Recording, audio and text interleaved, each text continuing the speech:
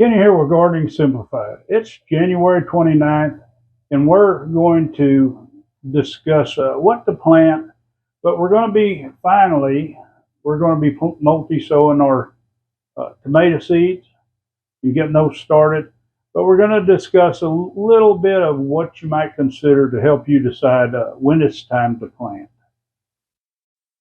When it comes to planting your seed and knowing what to plant, it does take a little bit of research for your area. I can tell you all kinds of things that I grow, and of course I grow a lot of stuff that they say isn't in season. Now these are a lot of the seeds that we started. They've just been watered, so they're kind of laying over. Some of these look a little bit leggy. We can see here, let's see, this is Savoy cabbage and this is gypsy broccoli. They might be a little bit leggy. This cabbage right here is early Jersey. Now it definitely needs to get in the ground, and you can see it's a little bit leggy on the bottom, but all you got to do is plant it a little bit deeper. It's not going to hurt it to plant it a little bit deeper. That gets rid of a little of that legginess, gives it a little bit more sturdiness too on the stems if you're like me and you have a lot of wind in your area. But when it comes to knowing what to plant, part of it is looking at your garden. Now I have a lot of other stuff over here that's growing, and it's warmed up just a little bit, enough I can take my covers off until tomorrow afternoon, then I'll cover it up for a few days. And some of the stuff is doing pretty good, which it's a little more sheltered in here, but it did get cold, so it's had a little bit of rough time too, but some of it doesn't care. It just keeps going. Like parsley, it's a cold weather plant. One way to know what to plant is to look at what has got damaged in your garden, because if you're wanting these crops and you want them early, start looking at your weather, get some more seeds started. This broccoli here, some of it might produce just a little bit, but it's not going to do much at all. It's going to have to come out. These cabbages, some of these might survive, but chances they're going to have to come out. And so if you're going to have more of these plants to go out, you're going to need to start some seeds, because it's going to be close to a month and a half before these get big enough to come out again. If you've harvested a crop and you have a season where you can put in another one, like cauliflower, then you need to plant your seed. We have this Lawsonota kale. Now this will not recover. It's been shocked by cold, so what I need to do is plant some more seed. We look here at the chard. Now we say this doesn't look like chard. We might want to take this turnip out. It's definitely big enough to eat, and get it out of here. But these radishes, these are toast. Radishes are a quick growing crop. The seeds, normally if you take your time and find you a good source for your seeds to where you're not spending a lot of money having to buy them over the internet or at big box stores where you get a little package. If you take the time to source your seeds to where you can buy them in a bigger quantity, I'm not saying bulk like a pound or something like I buy, but buy them in a quantity to where you get your money's worth. When you can go to a local feed store, most of them carry seeds, or a lot of them do. You just need to do a little research and buy some seeds, and you'll pay way less than you pay for one pack. You'll get probably as much as 3 or 4 packs worth. So, and you can decide. A lot of these seeds keep well, so you need to do some research and source your seeds. We're going to focus on these snow peas here for just a minute. Now, these were planted, and if we'd had an average winter for our area, we'd have got a lot more production. We did get good production, but we'd have got a whole lot more because they'd still be green, thriving, blooming, and such as that, because they take temperatures a little bit below freezing. But being we had extreme temperatures as a result of, well, I'm not going to say, but it's killed these out. But what we're going to do is we're going to take these out and we're going to come back, because right now is the ideal time in our area. And I'm in 8B, and I'm not going to say it's got anything to do with planting your vegetables. It's just got to do with your low temperature for your area. But to give you an idea of where I'm sitting as far as in the United States, it's time. In fact, it's just a little bit past time to start peas for the spring crop. So we're going to take these out. We'll get these weeds out of this bed, and we're going to come right back in here behind these with another batch of peas. But we'll direct plant these. We won't plant indoors like some of our others. Now I do have a few seeds I'm starting here, some flowers and some others to go out into the garden. But they're not quite big enough that I want to put them outside. Some of them not quite germinated, and sometimes I don't get to watering like I need to out there, so I want to make sure I keep them in there till they germinate. We do have quite a few peppers.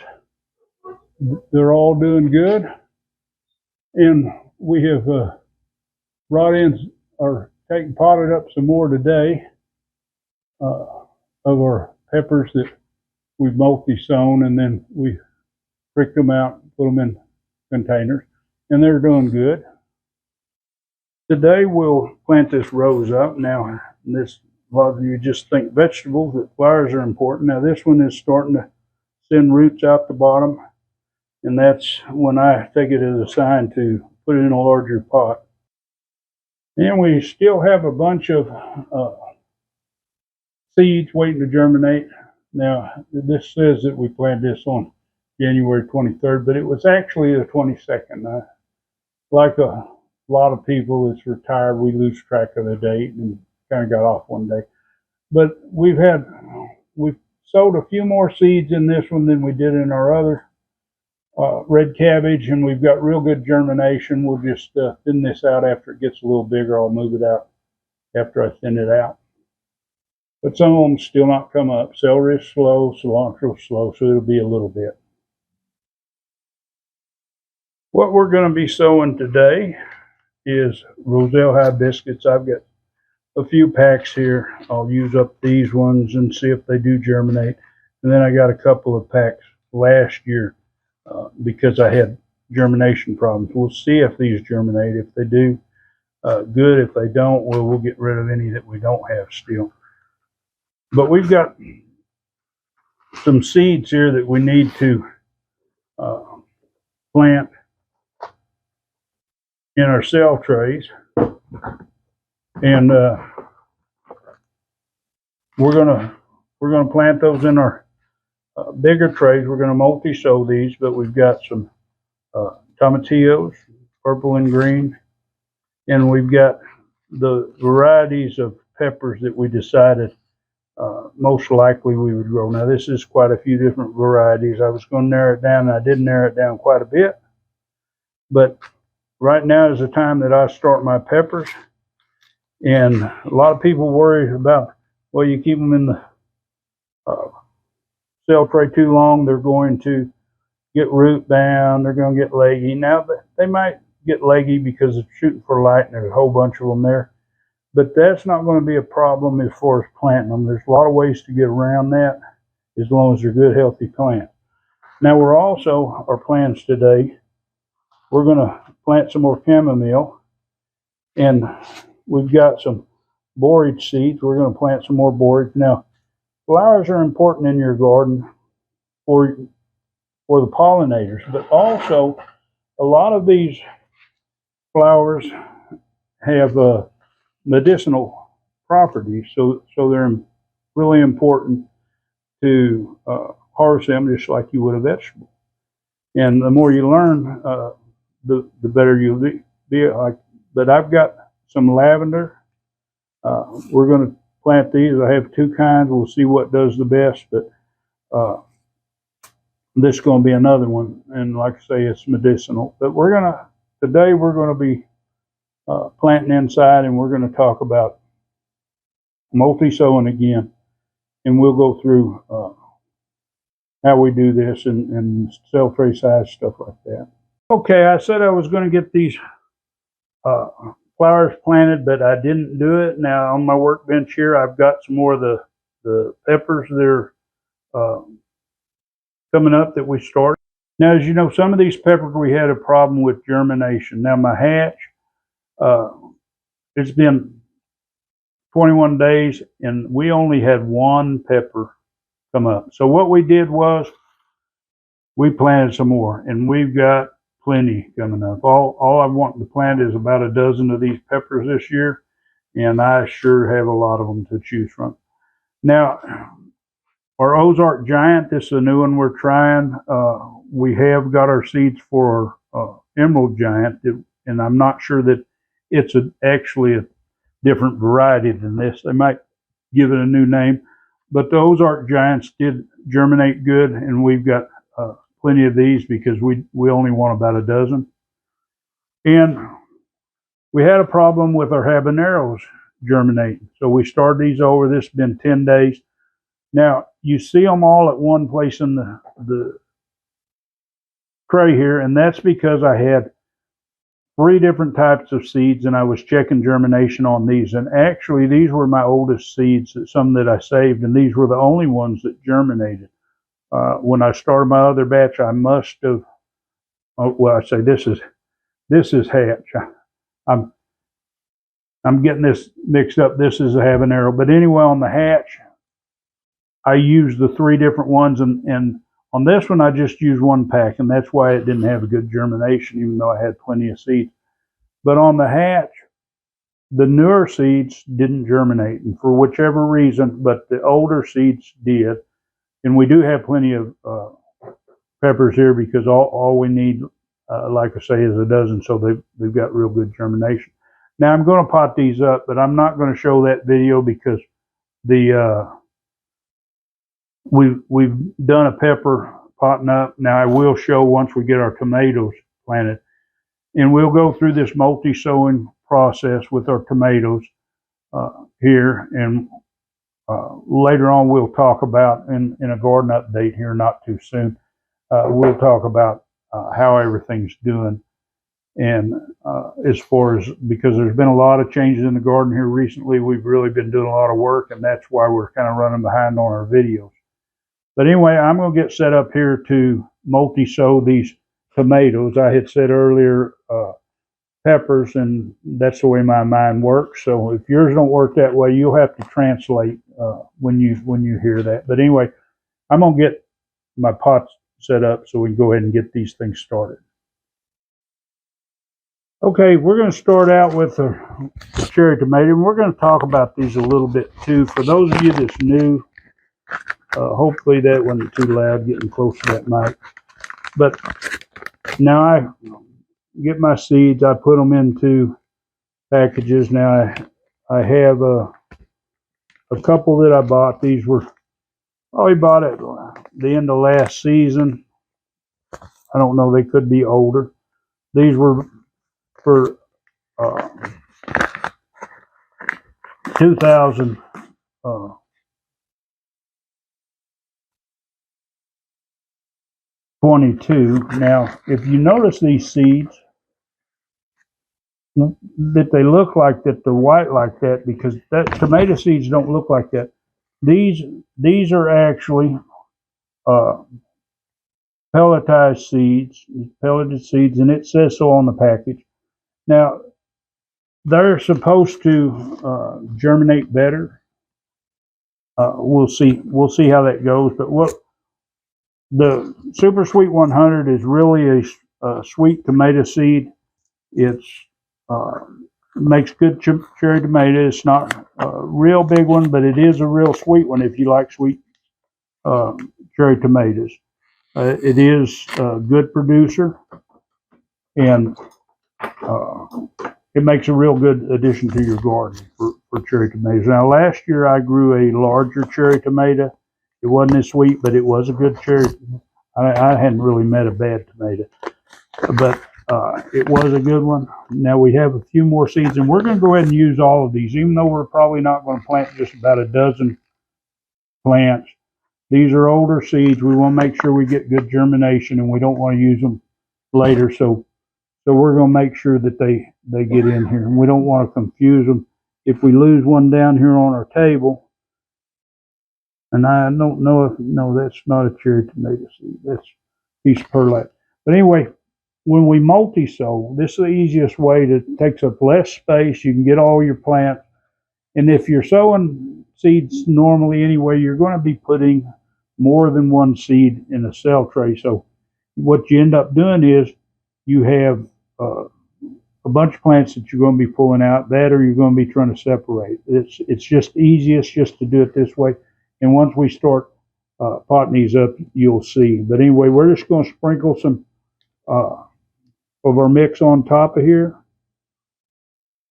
Now, when you're using a pelleted seed, you want to make sure you got good contact with your soil so that the moisture of the soil is going to break down. It's got a clay coating on it. And the reason they do that is it makes it easier to plant single seeds because they're a little bit bigger, such that. But anyway, this is all we're going to do. We're going to water these up after we get them finished. But we do have our tags in here, and we're going to go down and we're going to use our tags as we go. All right, the next victim here is going to be our Sun Gold cherry tomato. And the Sun Gold is another good one for your garden. It's a yellow cherry tomato, but it's nice and sweet. It does produce good. Last year I didn't grow Sun Gold, I grew Gold Nugget. And if you ever plant Gold Nugget, I'll give you a little information. Don't plant very many plants. That is one of the most prolific yellow cherry tomatoes that I ever seen. It's not as sweet as the Sun Gold, but it is a good tasting yellow cherry tomato. And like I say, it just goes crazy on production, and that's not exaggeration. I mean, I'd say it'll grow 10 times the cherry tomatoes as any other one that I ever seen. It doesn't get very big. It's an indeterminate. It might get 3.5. It might even get 4 foot tall, but it is a good one. Now, when you buy these seeds, there's not very many seeds in a pack.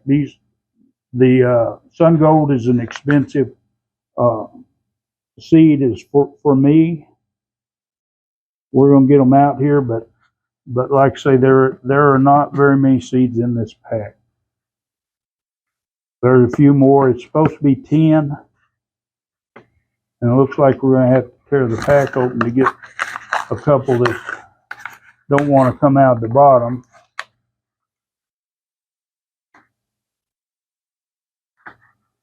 But if you want more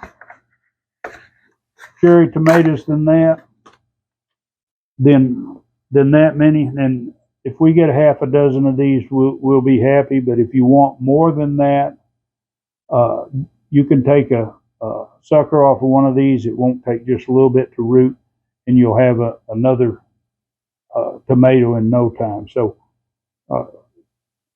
if you want 30, your best bet is to get a pack, grow some, and then just root the suckers on there. But anyway, we're going to put that back there.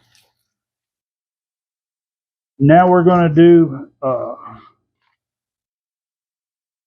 the Cherokee Purple. Now I have seeds here. These are seeds from last year.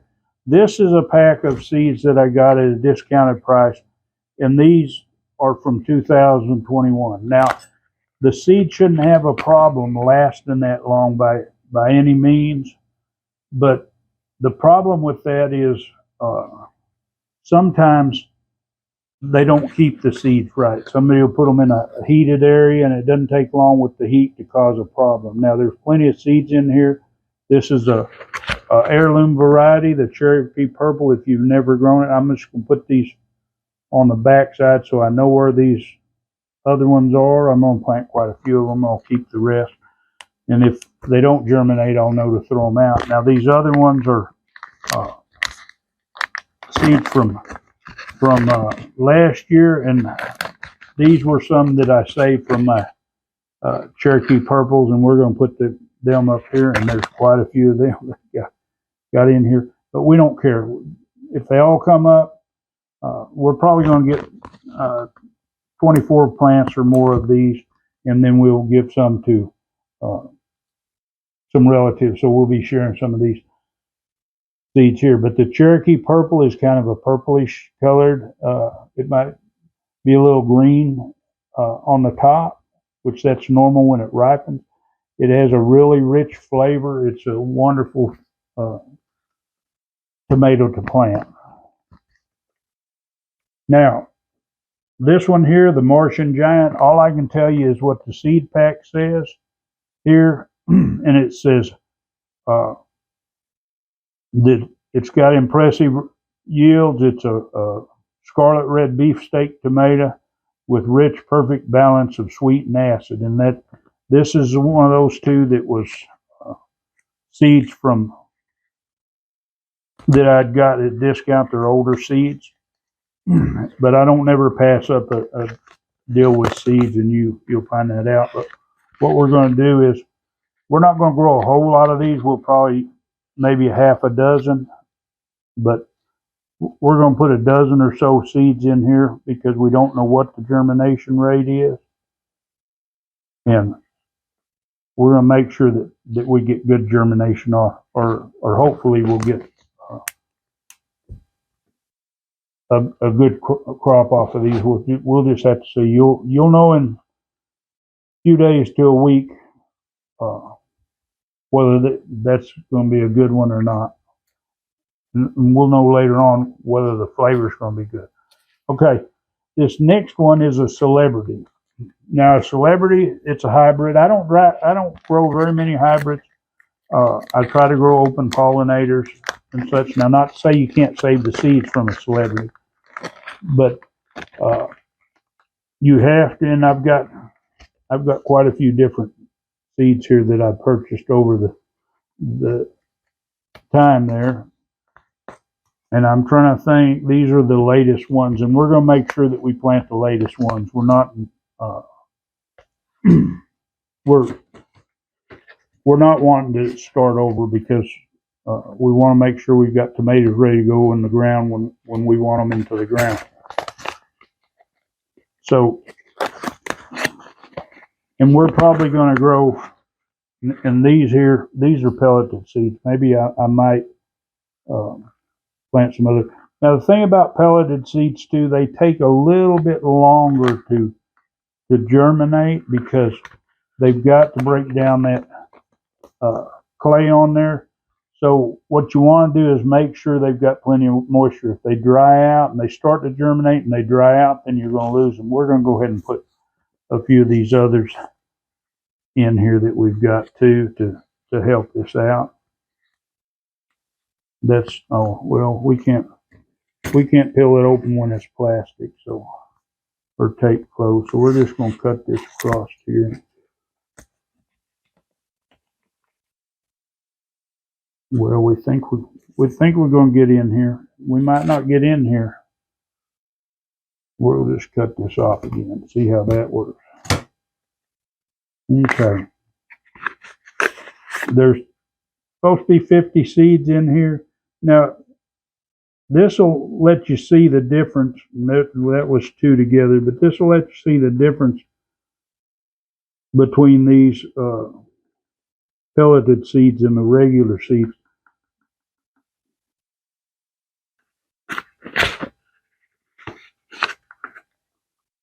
I don't want to shake all 50 out in there, but okay, we got one that decided to go up towards the others. We want to make sure that we know where these are, so whenever we start seeing germination, we'll know whether these seeds here are still nice and viable or not. But we're going to do this the same way. We're just going to cover this up. Now, I keep my seeds in the freezer for the biggest part of the time, so they last longer. They'll last longer at that nice cool temperature. So we'll put the rest of these up.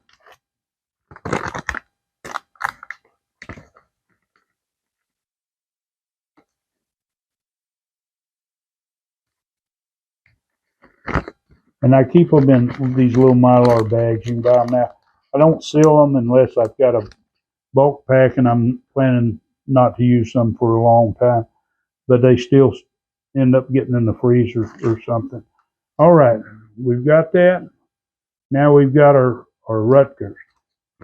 Now last year was the first year that I grew Rutgers tomatoes. I was really pleased with the quality. Now, I'm not sure if it's a hybrid. I believe it is, but it is it's a really good flavored tomato, and it's a pretty tomato. So if you want a pretty tomato, now I don't know how well it'd be if like they picked it green and gassed it like the other tomatoes that you get in the store. But as far as when they're picked right, they really do good. And we had canned up a lot of them. There's an awful lot of seeds in here. We're probably going to plant a couple dozen or so of these. So we'll put quite a few seeds in there.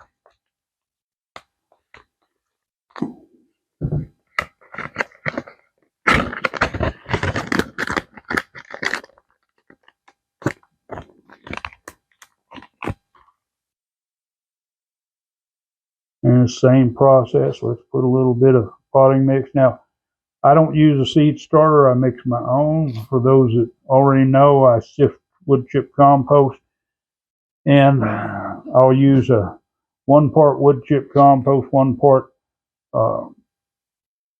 peat moss, and 1 part perlite. And last but not least,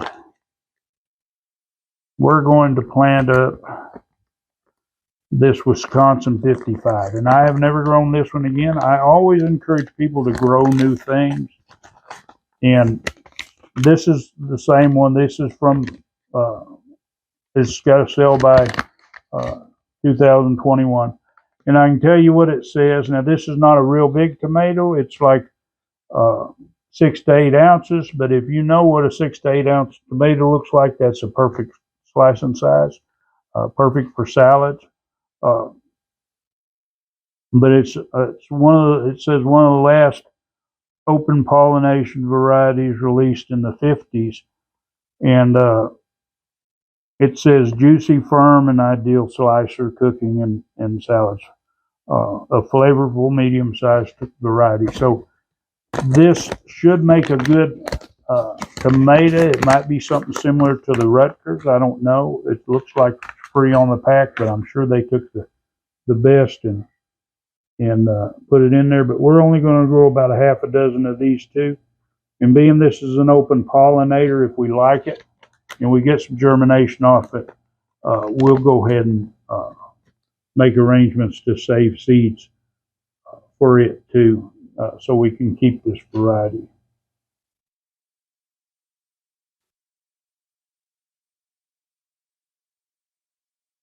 So we've got them all in there. All we're going to do is water these in good, and we're going to put them on the shelf. Now, we are going to get our other things planted. Now, we like to grow Roselle hibiscus. We've had a problem with getting it to bloom because it blooms, it's kind of day sensitive, and we had it in a different spot the past 2 years. Didn't get to actually harvest hardly any this year or this past year. The year before, we didn't get to harvest any at all. So we're moving it back to another spot, and that's what I want to talk about. And I'll talk about when I do a garden update, some of the things that we've changed. But also, I'm growing marshmallows this year. Y'all think that's funny, but the marshmallow plant, it's a medicinal plant. And if I plant more than one of them, then it's marshmallows. So I'm growing marshmallows this year. But anyway, I hope you enjoyed this update. I hope it gets you excited about getting your seeds planted and stuff, and understanding a little more about timing and what to plant. And of course, thank you for watching. If you want to see more of this type of content, well, of course, subscribe, hit that bell, select all, give her a big thumbs up, and share this video. It helps my channel. Enjoy that gardening experience.